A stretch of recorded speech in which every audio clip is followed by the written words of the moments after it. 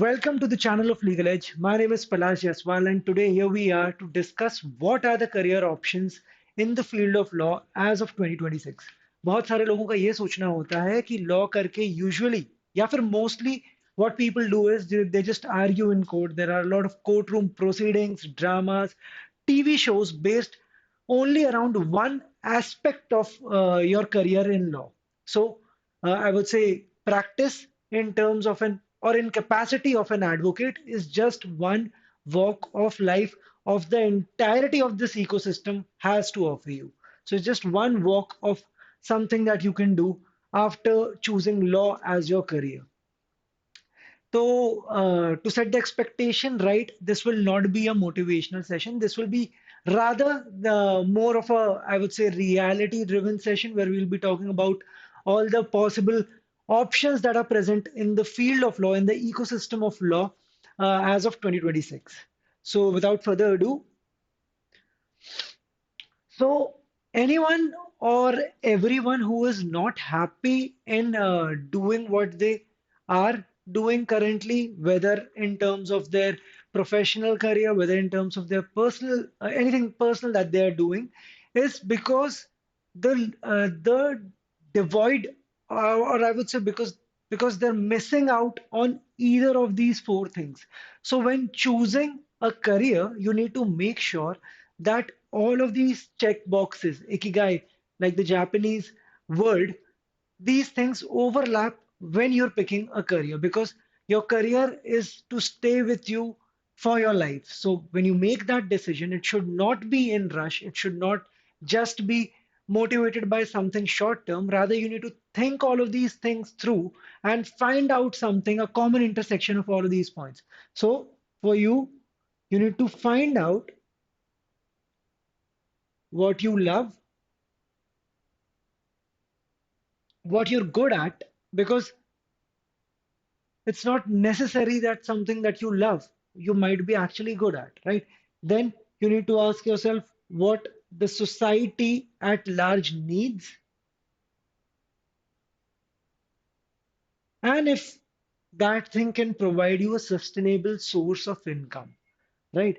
So if it can provide you a sustainable source of income, if it is benefiting the society at large, if it is something that you are good at, and if it is something that you deeply and genuinely love, and the common intersection of it is if it is law, then you should choose law as a career, right?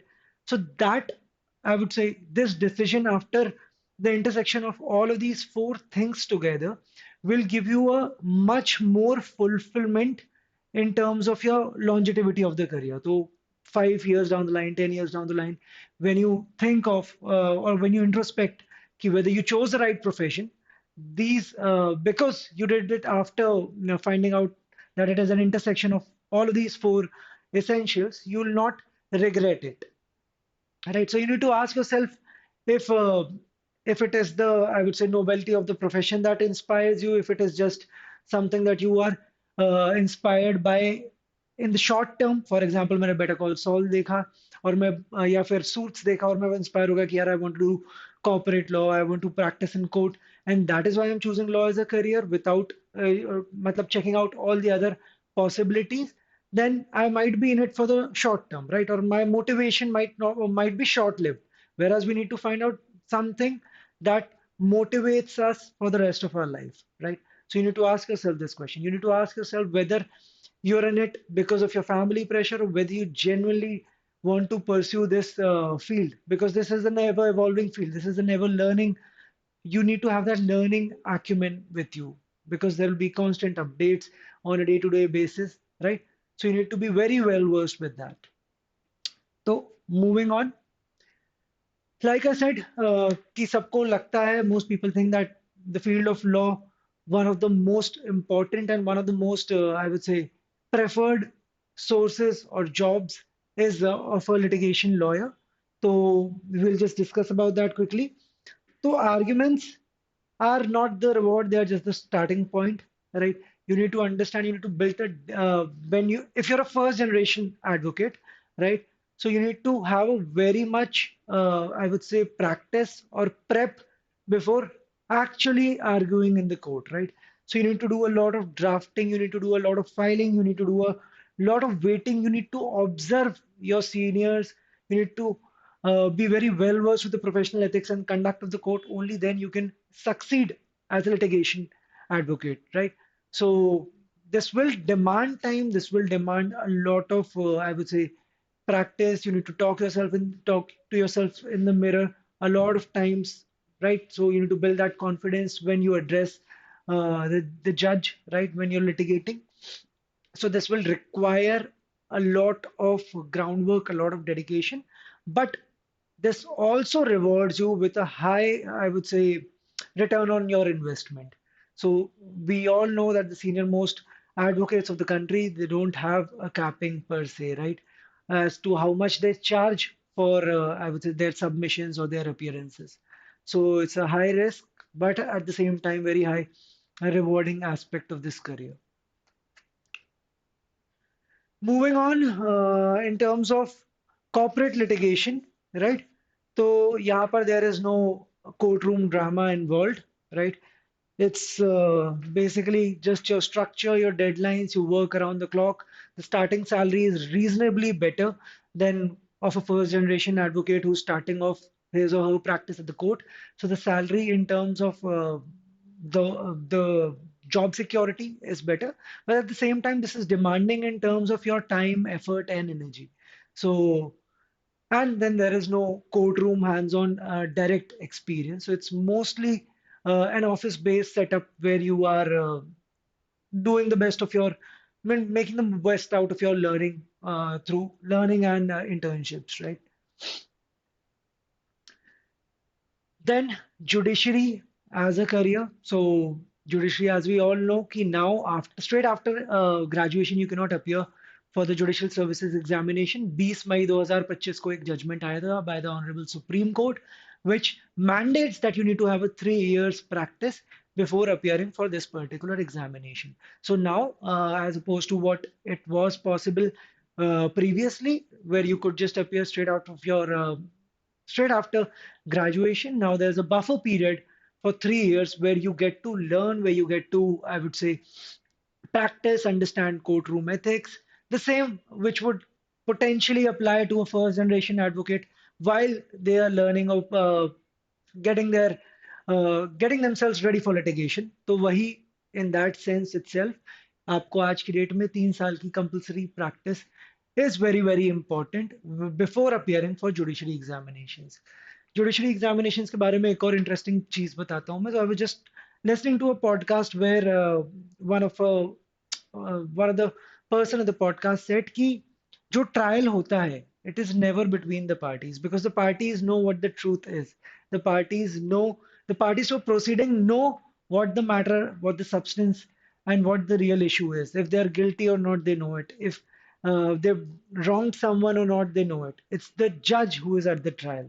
So in this field, this will again demand 3 years of your life in terms of learning the basics of courtroom because you'll have to practice for 3 years. Then you need to have a certificate attested by an advocate who has 10 plus years of experience and then countersigned by the presiding officer of the court where you have practiced.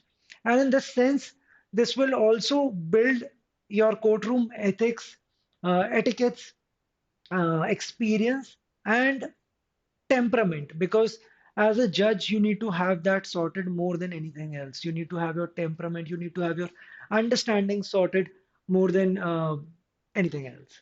So moving on, then if you are a strategist or if you want to solve problems before they even exist, or if you can apprehend a problem that might exist in the future, then a legal consultant or an advisor is something that you can opt for. Again, it will be a struggle for someone who's a first generation of this profession in their lineage. So it'll take time, but this again, minus the courtroom, I would say shenanigans, will be a stable source of income for someone who's not interested in direct confrontations, contestations, or, or is more of a strategist. So providing your clients with the right legal advice, helping them steer through in their paths of, let's say, business services, whatever the case might be, and just giving them a legal direction. So this is again, this is an ever evolving field.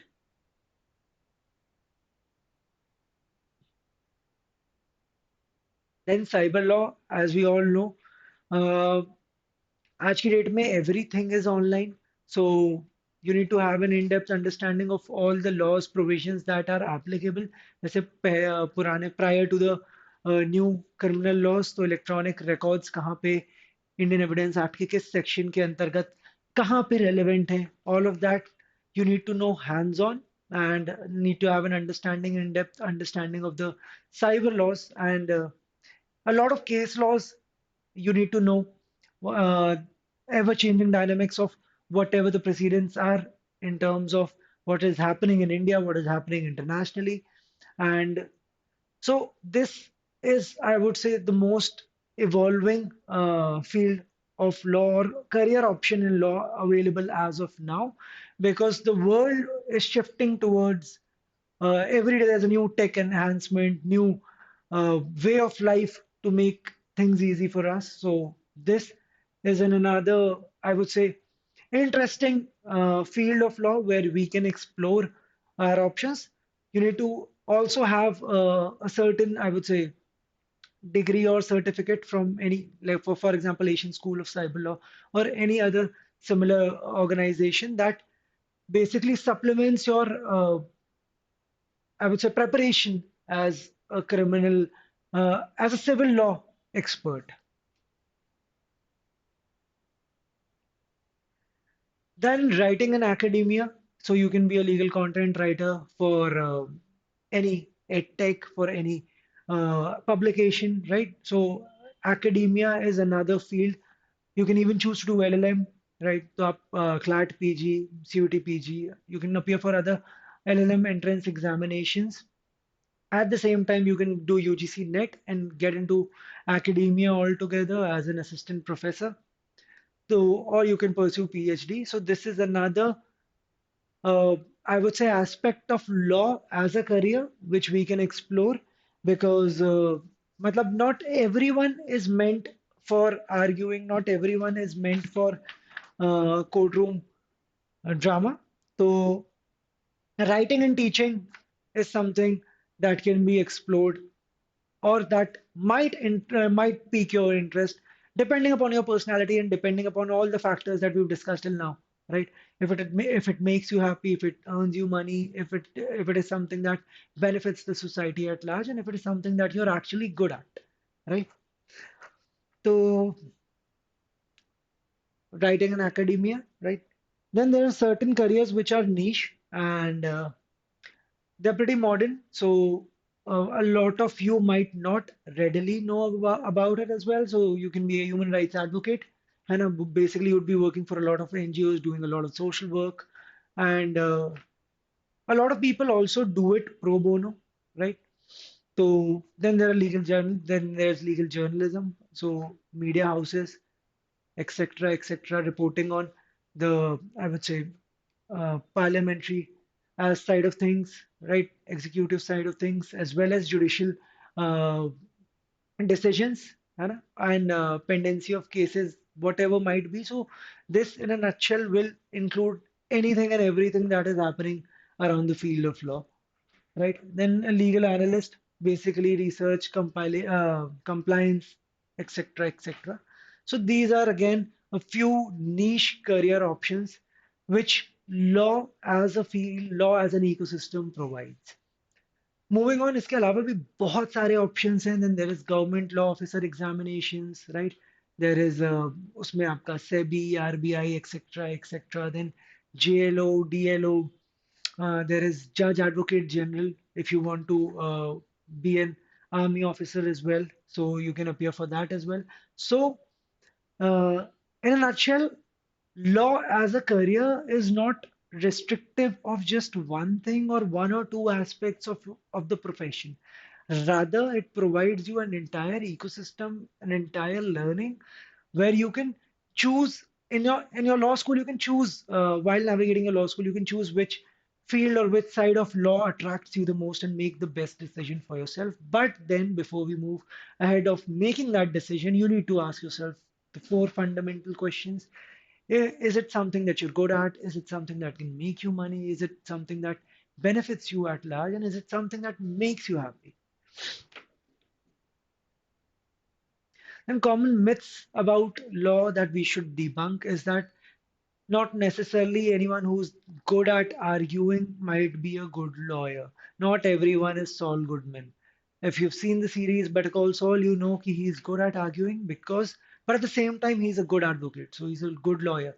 But not necessarily anyone who is a good, I would say, or someone who's good at arguing might become a good lawyer. So kids, don't mess that up. And if you think that you're good at arguing, that might not necessarily mean that you can be a good lawyer, but you can definitely work on that aspect if you're good at public speaking, if you're good at clearly communicating your ideas to your friends, to your people, then you might consider this. Ki, yaar, I might be a good advocate, so I might choose to be to practice in law, or I might choose the litigation aspect of law, right?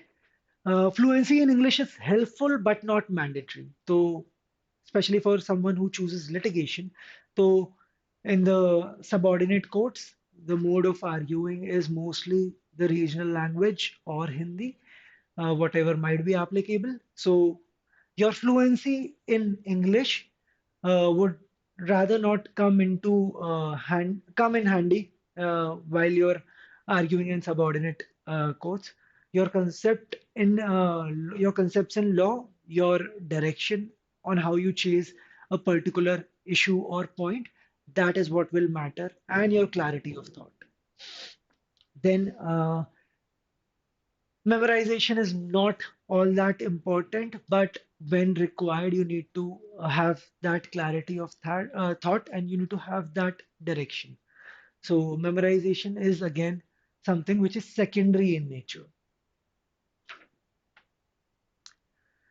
Practical roadmap or something that I would suggest you to explore is visit your nearest court once, and not just for a day or an hour, just visit there for a couple of days, let's say a week maybe, observe a lot, see if it interests you, see how the, I would say, work, I, uh, I would say, how the work happens over there, or maybe how the flow of their day-to-day life is. That'll give you an insight, that'll give you an understanding of the entire uh, things which are attached to the courtroom. Let's say, for example, judiciary or litigation. तो आपको you'll have a hands-on understanding of the courtroom and whatever happens in the courtroom. Then, matlab in your, I would say, first 2 years, you should visit a lot of courts. You should visit NGOs, have an understanding to this aspect or this side of career options that are available for you.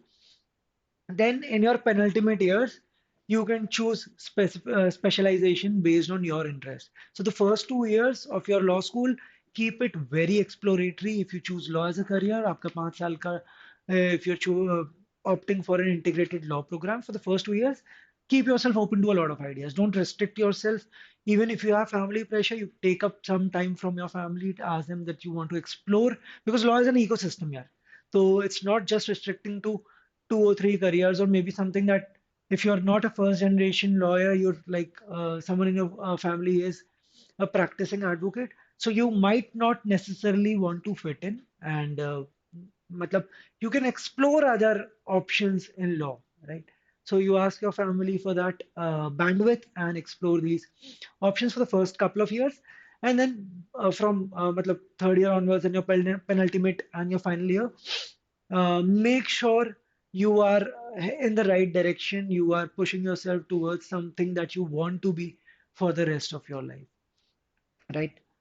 So, like I said, in conclusion, law is not just a career, it's an ecosystem in itself. So, you need to explore yourself, you need to find yourself, you need to discover yourself in this journey. So, if you choose law as a career, so it's not just restricted to a few options that you have, it's an entire ecosystem to yourself. but you need to figure out and make the right decisions for yourself. And if you don't make the right decisions for yourself, don't worry, you can always start over, right? So I hope you like the sessions. Like, share, and subscribe to the channel if you haven't already, and share it with your friends. And stay tuned for more updates.